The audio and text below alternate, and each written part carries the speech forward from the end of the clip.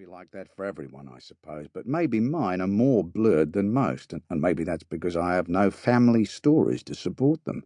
No hard facts, no real evidence, no certificates, not a single photograph.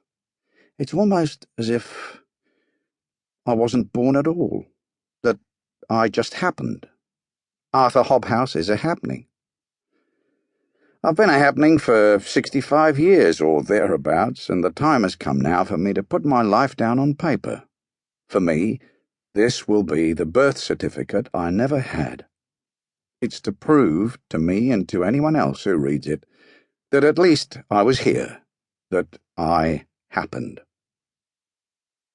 I'm a story as well as a happening, and I want my story to be known, for Kitty to know it, if she's still alive. I want her to know what sort of a brother she had. I want Zita to know it too, although she knows me well enough already, I reckon, warts and all. Most of all, I want Allie to know it, and for her children to know it, when they come along, and her children's children too. I want them all to know who I was, that I was a happening, and I was a story too. This way, I'll live on in them. I'll be part of their story, and I won't be entirely forgotten when I go. That's important to me.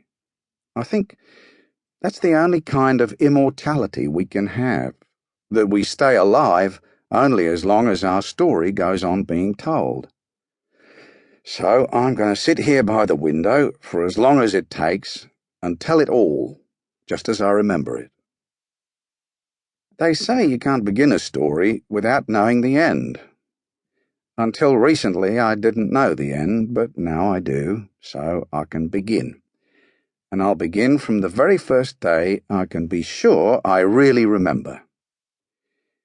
I'd have been about 6 years old. Strange that the memories of youth linger long, stay vivid, perhaps because we live our young lives more intensely. Everything's fresh and for the first time, and unforgettable. And we have more time just to stand and stare. Strange, too, that events of my more recent years, my adult years, are more clouded, less distinct. Time gathers speed as we get older. Life flashes by all too fast, and is over all too soon.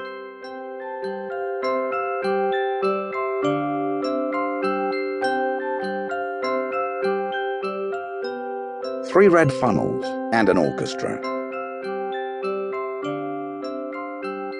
There were dozens of us on the ship, all ages, boys and girls, and we were all up on deck for the leaving of Liverpool, gulls wheeling and crying over our heads, calling goodbye. I thought they were waving goodbye. None of us spoke. It was a grey day with drizzle in the air, the great sad cranes bowing to the ship from the docks as we steamed past. That's all I remember of England. The deck shuddered under our feet. The engines thundered and throbbed as the great ship turned slowly and made for the open sea ahead, the mist rolling in from the horizon.